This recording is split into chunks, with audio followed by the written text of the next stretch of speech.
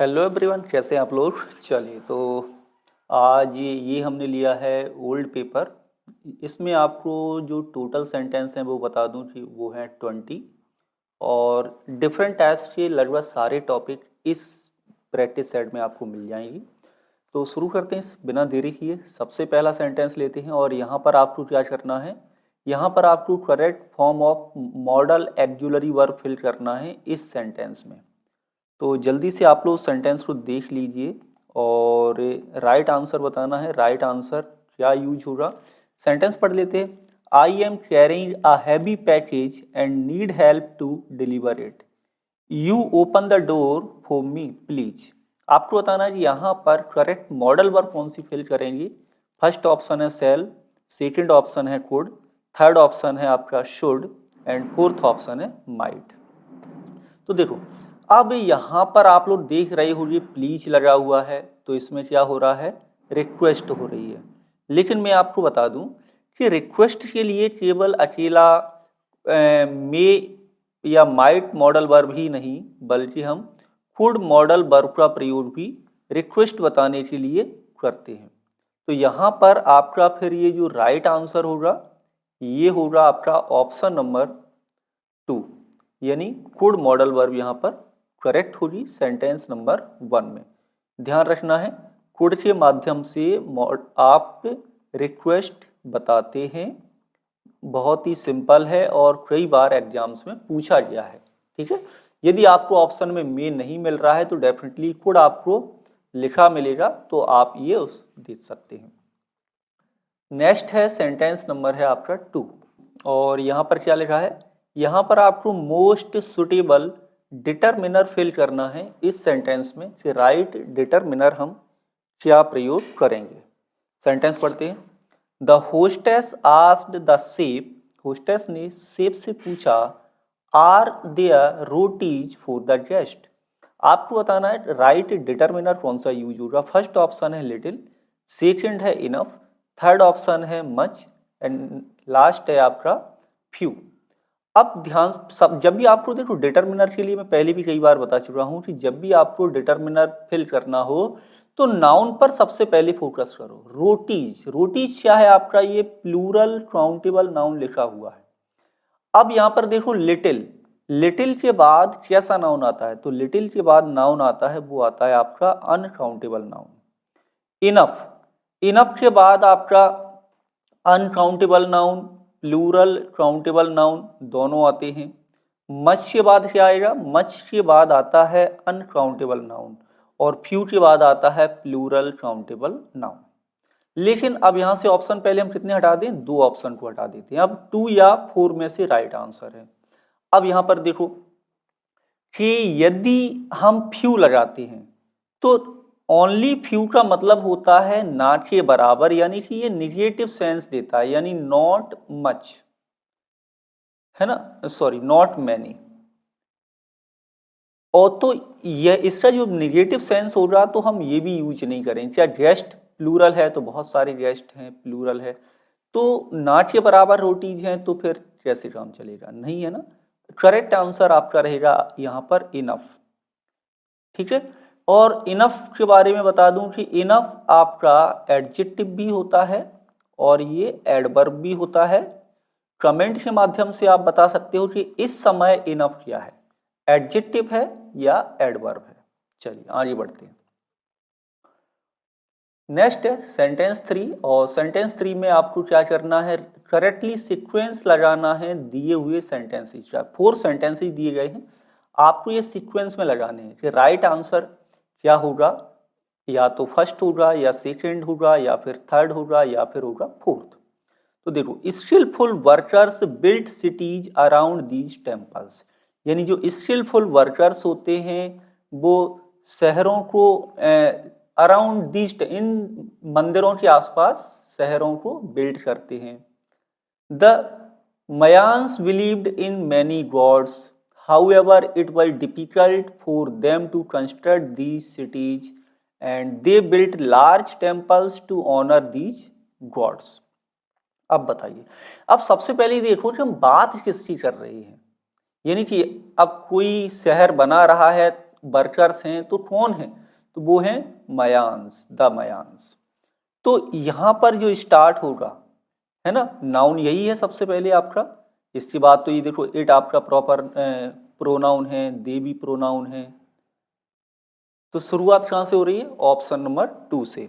अब आप आसानी से देख सकते हैं कि ऑप्शन नंबर 2 में यहाँ पर ऑप्शन कौन सा है, ऑप्शन नंबर 2 से, तो राइट आंसर है आपका ऑप्शन नंबर 4। अब देखो, the Mayans believed in many god, जो मयांस हैं वो कई सारे गॉड्स में बिलीव करते हैं।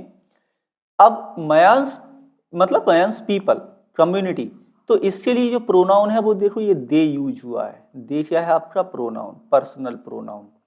फिर आपका ऑप्शन नंबर 4 होगा, इसके बाद ऑप्शन नंबर 1 आएगा, फिर आएगा 3। तो इस तरह से करेक्ट आंसर रहेगा, ये रहेगा आपका यहाँ पर ऑप्शन नंबर 4।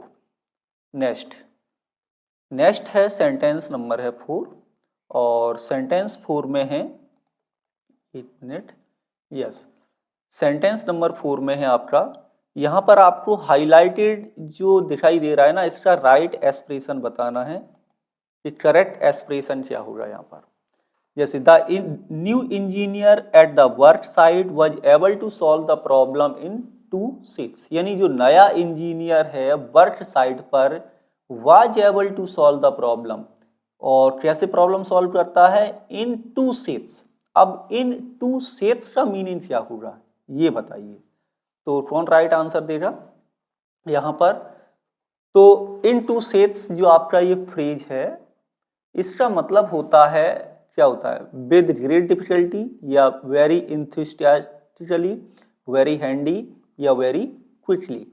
तो करेक्ट आंसर होगा, ये होगा ऑप्शन नंबर 4, वेरी क्विकली। इन 2 सेट्स मतलब very quickly. Option number 4 right answer रहेगा सेंटेंस नंबर 4 में।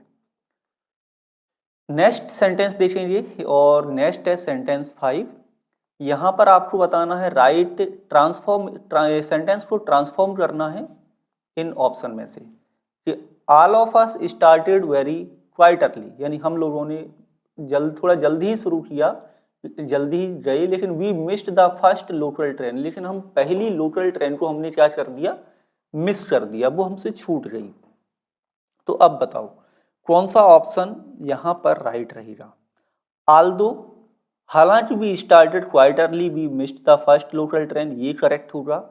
या फिर though we started quite early but we missed the first local train, as we started quite early we missed the first local train, या whenever we started quite early we missed the local train.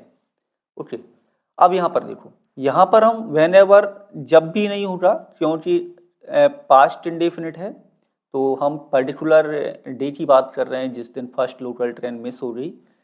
As मतलब जैसे ही हमने शुरू किया, हमने, ऐसा नहीं होगा घर से निकलोगे टाइम लगेगा। यहाँ दो के बाद ये जो बट लगा हुआ है ये सीक्वेंस गलत है, बट नहीं आता है।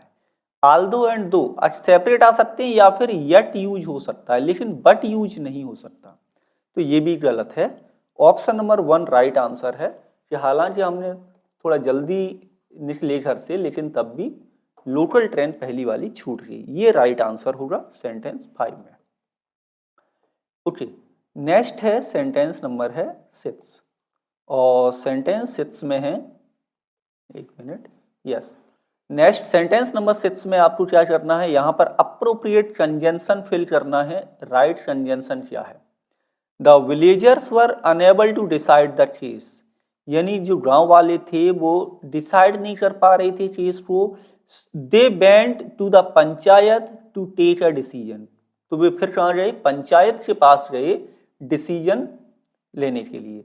देन, सो दैट, बट, या फिर सो, कौन सा ऑप्शन राइट होगा यहाँ पर सेंटेंस में, जल्दी से बताएंगे कमेंट के माध्यम से कि राइट आंसर क्वेश्चन नंबर 6 में क्या यूज होना है। तो नेक्स्ट देखिए, तो यहाँ पर आपका जो करेक्ट आंसर होगा, the villagers were unable to decide the case, इसलिए, सो मतलब इसलिए, बट मीन्स लेकिन, सो दैट मतलब ताकि, देन मतलब तब। तो राइट आंसर क्या है, ऑप्शन नंबर 4 यहाँ पर आपको सो कंजंक्शंस का यूज करना है सेंटेंस 6 में। नेक्स्ट है सेंटेंस 7, और सेंटेंस 7 में आपको एक क्या करना है, वर्ड चुनना है जो अपोजिट हो हाईलाइटेड एक्सप्रेशन के। अब यहाँ पे हाईलाइट नहीं है, मैं कर देता हूँ, 1 मिनट, हाईलाइटर कहाँ गया, चलो ठीक है, मैं अंडरलाइन कर देता हूँ। तो ये आपको बताना है कि राइट आंसर क्या होगा। यहाँ पर जल्दी से बताइए, इस वर्ड का अपोजिट क्या होगा। सेंटेंस पढ़ लें पहले। We listened as he began to exaggerate his tales.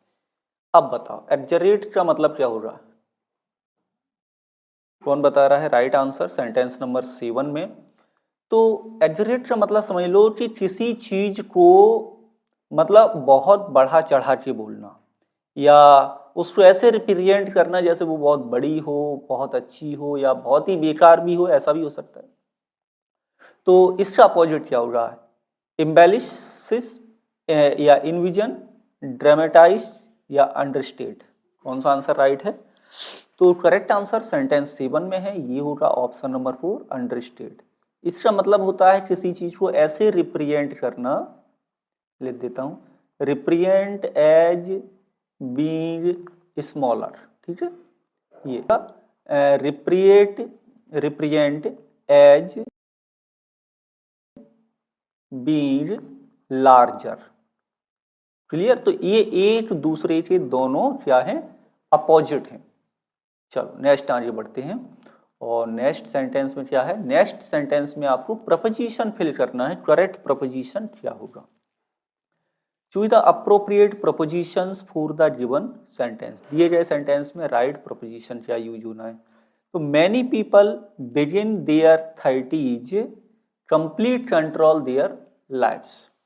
अब बताओ, लेकिन बहुत सारे लोग होते हैं वो जो शुरुआत होती है ना उनकी 30s वाली, 30 साल के आसपास की उम्र, कंप्लीट कंट्रोल कर लेते हैं किसका, अपनी लाइफ्स का।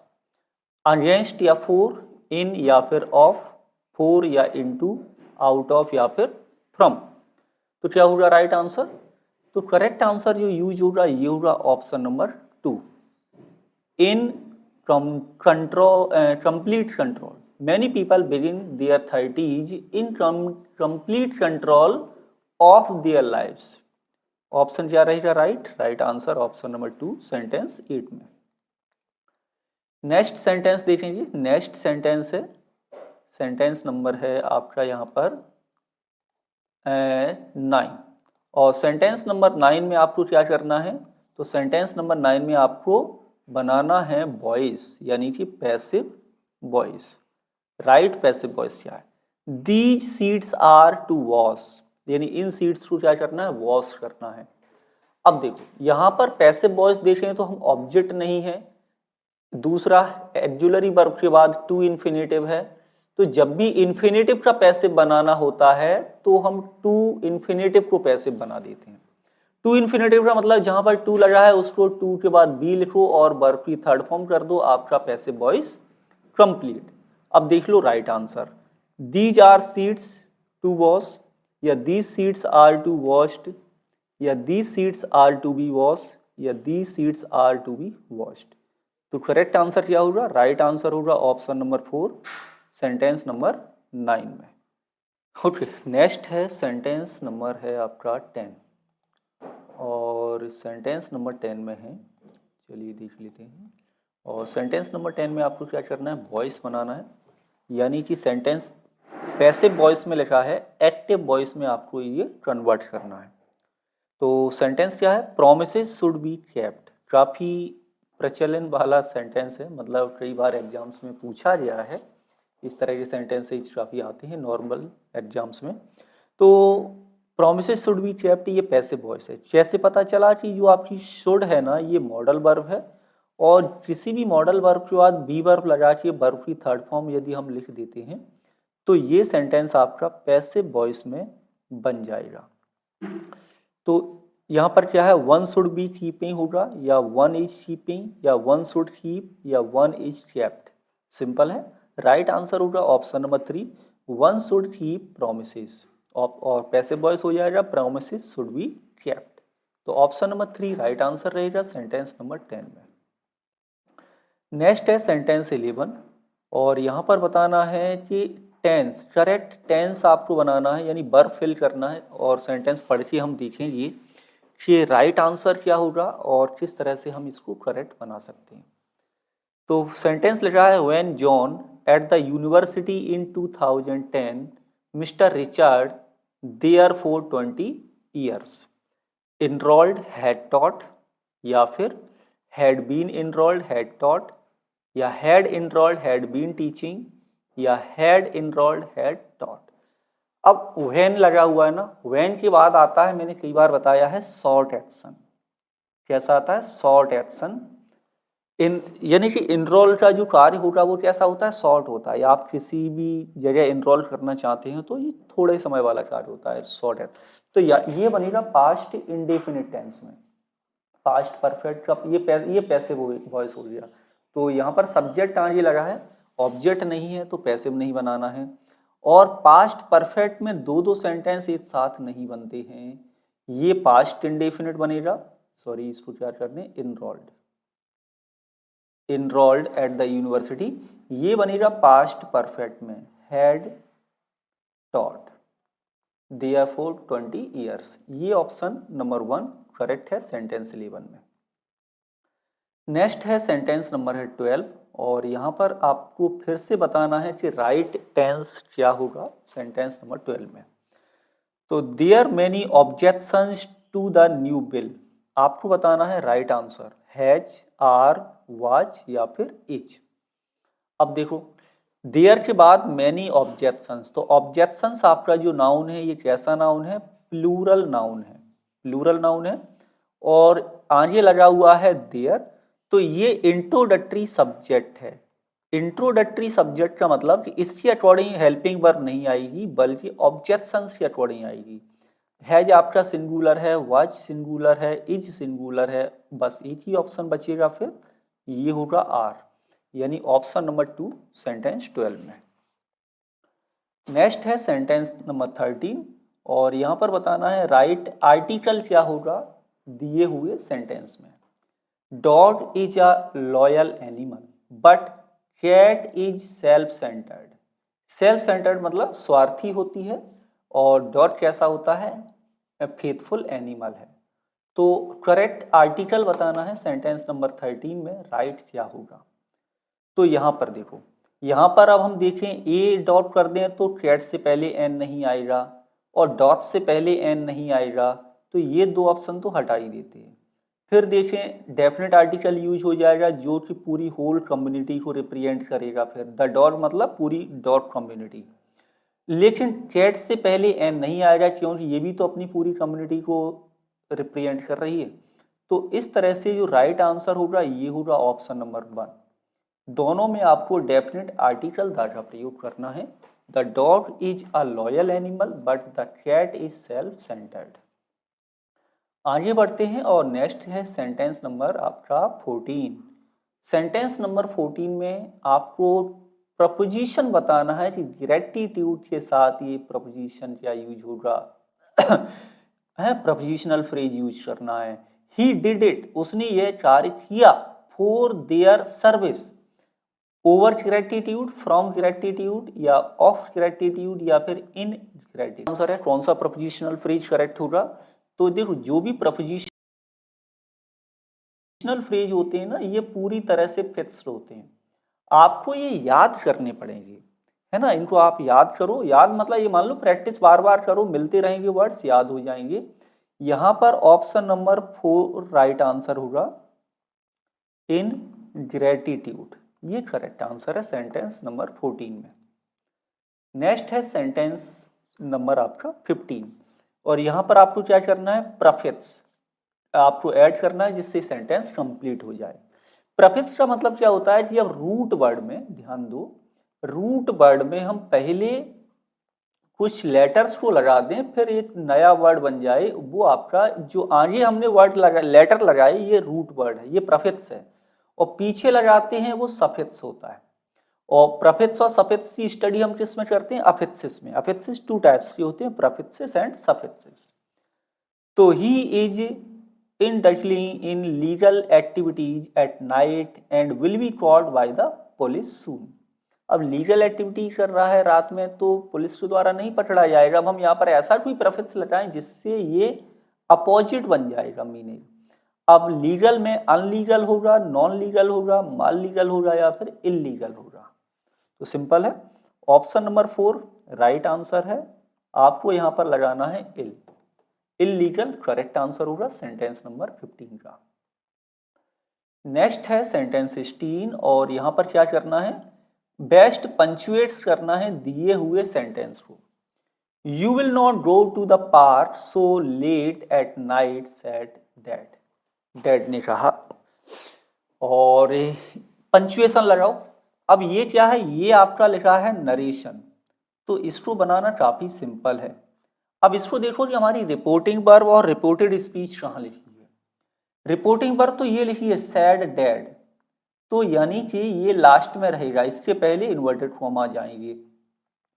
अब क्या लिखा है, you will not go to the park, ये पूरा सेंटेंस है। सो लेट एट नाइट, ये सेंटेंस कंप्लीट है, इसके बीच में कुछ भी पंचुएशन नहीं लगाना है। ये विल नॉट के बाद पंचुएशन यहाँ नहीं आएगा कुछ भी। और ये क्या है, you will not go to the park so late at night, ये तो करेक्ट आंसर है आपका, ऑप्शन नंबर 2 राइट है।